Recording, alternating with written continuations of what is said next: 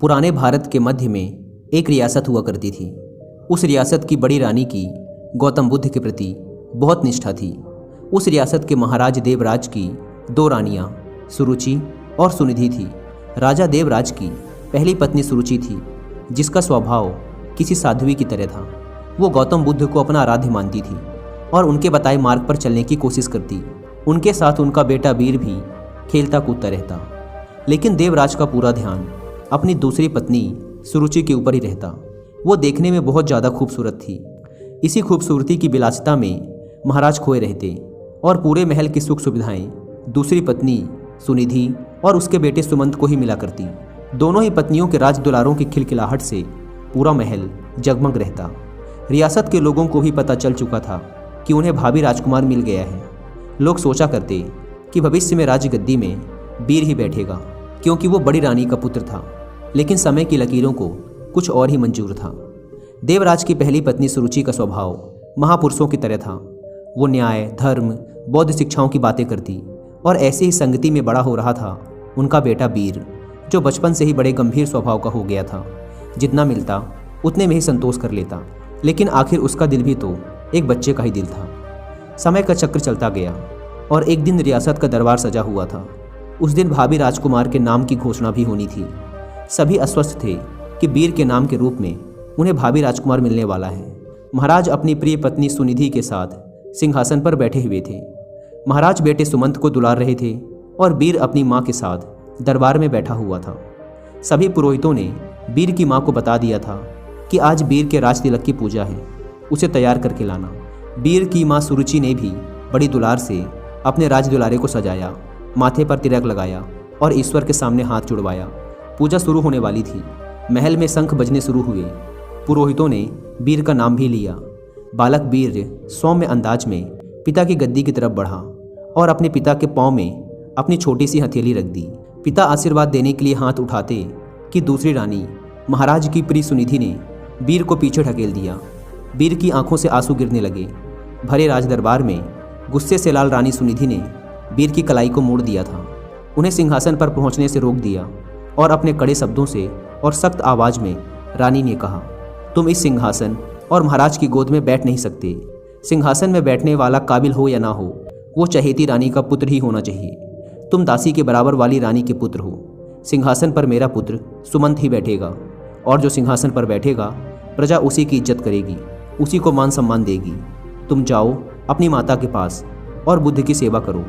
मेरे रहते तुम्हें मान सम्मान कभी नहीं मिल सकता। आगे रानी ने कहा, जाओ पहले अपना भाग्य बदलो। इसके लिए तुम्हें पहले मेरी कोख से जन्म लेना पड़ेगा। यह सब सुनकर पूरा राज दरबार स्तब्ध रह गया। सबको आश्चर्य हो रहा था कि आखिर महाराज देवराज कुछ बोल क्यों नहीं रहे। लेकिन महाराज की आंखों के सामने सुंदरता का मोह चढ़ा हुआ था। वो रानी का विद्रोह नहीं करना चाहते थे। अगर वो रानी का विद्रोह करते तो उनकी विलासिता भरी रातें खराब हो जाती। वीर को अपनी सौतेली माँ की बातों से ज़्यादा बुरा अपने पिता के चुप रहने का लगा। कुछ देर बाद वो राजमहल के बाहर चला गया। संध्या आरती का समय हो चला था। वीर की माँ ने उसे अपने पास बुलाया। वीर का चेहरा देखकर वो घबरा गई। वीर ने उनसे कहा, पिताजी हमारे साथ ऐसा क्यों करते हैं? अब मैं क्या करूँ माँ? क्या मुझे कभी मान सम्मान नहीं मिलेगा? इसके जवाब में वीर की माँ ने अपनी उंगली का इशारा एक मंदिर रूपी कमरे की तरफ किया। ये कमरा कुछ दूरी पर था और इसमें महात्मा बुद्ध की एक मूर्त रखी हुई थी, जिनके बताए मार्ग पर वीर की माँ चला करती थी। वीर ने इशारा करते हुए पूछा कि वहाँ क्या है माँ? इसके जवाब में उन्होंने कहा कि वो महात्मा बुद्ध हैं, वही तुम्हें सिद्ध बनाएंगे। उनके शरण में जाओ बेटा।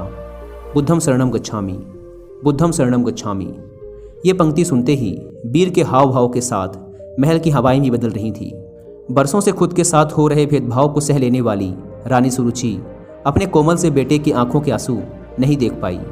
उन्होंने कहा, बेटे, तुम्हारे लिए इस सिंहासन से आगे का सिंहासन बना हुआ है, लेकिन उसको पाना इतना आसान नहीं है।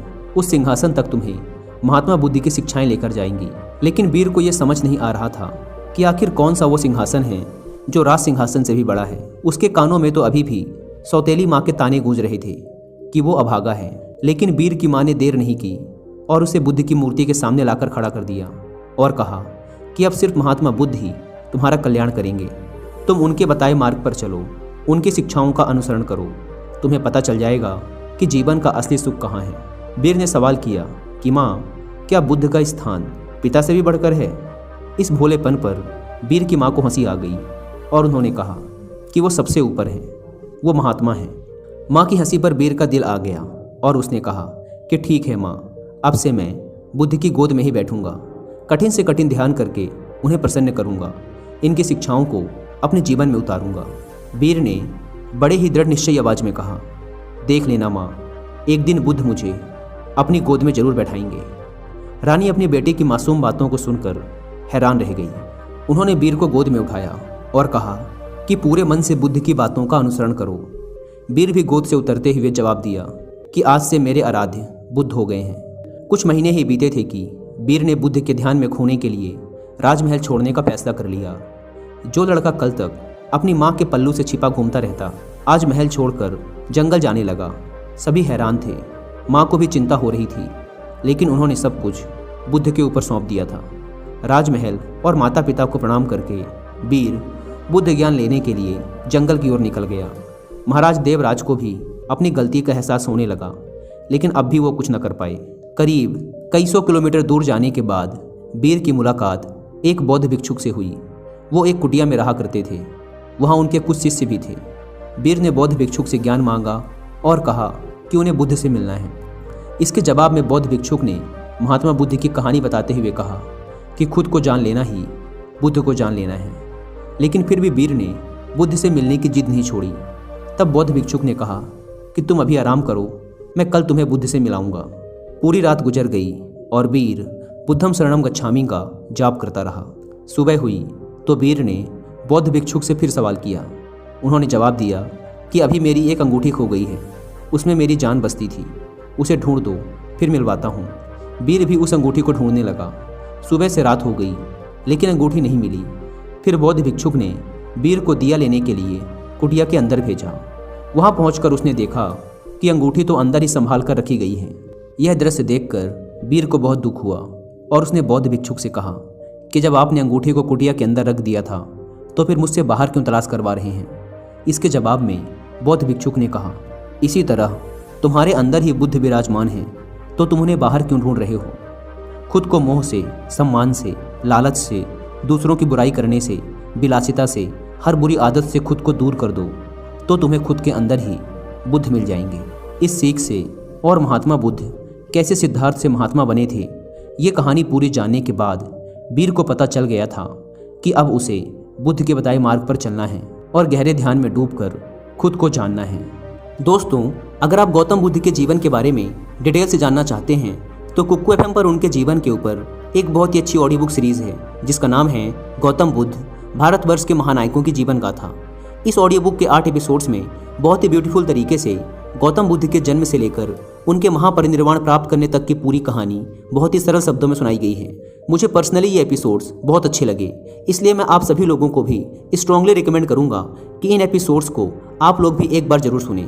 कुक्कू एफएम के बारे में बताऊं तो यह इंडिया का leading and fastest growing audio book platform है, जहां पर आप एक छोटी सी कीमत देकर हजारों बुक्स को ऑडियो फॉर्मेट में सुन सकते हैं, वो भी अपनी मनपसंद लैंग्वेज में। नॉर्मली इसके 1 साल का सब्सक्रिप्शन पड़ता है 399 रुपीज़ का, लेकिन आप इसे अवेल कर सकते हैं सिर्फ 199 रुपीज़ में अगर आप यूज़ करते हैं कूपन कोड WI50। लेकिन यह कूपन कोड सिर्फ पहले 250 लोगों के लिए ही वैलिड है, इसलिए देर न करें। Link description and pin comment पर दी गई है। ऐप को डाउनलोड कर WI50 कूपन कोड का फ़ायदा उठाएं।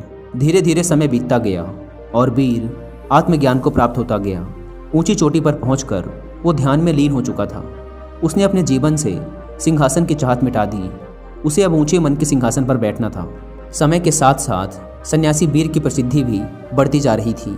ये बात मध्य रियासत तक पहुंच गई थी कि पर्वत की शिला में कोई बड़े प्रतापी बौद्ध भिक्षुक ध्यान में मग्न रहते हैं। राजमहल की तरफ से उन्हें बुलावा भेजा गया। रियासत की हालत ठीक नहीं चल रही थी। महाराज का दूसरा बेटा विलासिता में बर्बाद हो चुका था। सुनिधि का सौंदर्य भी खत्म हो चुका था। वहीं दूसरी ओर वीर की समृद्धि और लोकप्रियता दूर दूर तक फैल चुकी थी। एक दिन था जब वीर को सिंहासन पर बैठने के लायक नहीं समझा गया था।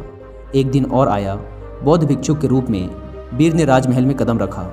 प्रजा की आंखों में आंसू भी थे और सम्मान भी।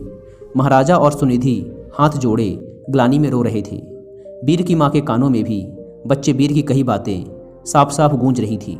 बौद्ध भिक्षुक रूपी वीर ने महात्मा बुद्ध की प्रतिमा को प्रणाम किया और कहा कि दूसरों की सेवा से बड़ी कोई विलासिता नहीं, कोई भी सिंहासन कोख से नहीं बल्कि काबिलियत से तय होता है। वीर ने राज सिंहासन का त्याग कर दिया और ध्यान करने के लिए मंदिर रूपी कमरे की ओर चलने लगे। वहाँ वीर को देखने वाले लोग महसूस कर पा रहे थे कि जैसे कोई शांति की मूर्ति चल रही हो। बुद्ध की शरण में जाकर एक साधारण सा बालक वीर सिद्ध पुरुष बनकर लौटा था। दक्षिण हिमालय के बौद्ध गांवों की कुछ कथाओं में यह भी कहा जाता है कि लोगों ने बुद्ध मंदिर में वीर को जाते तो देखा था, लेकिन फिर उन्हें वापस लौटते किसी ने न देखा था।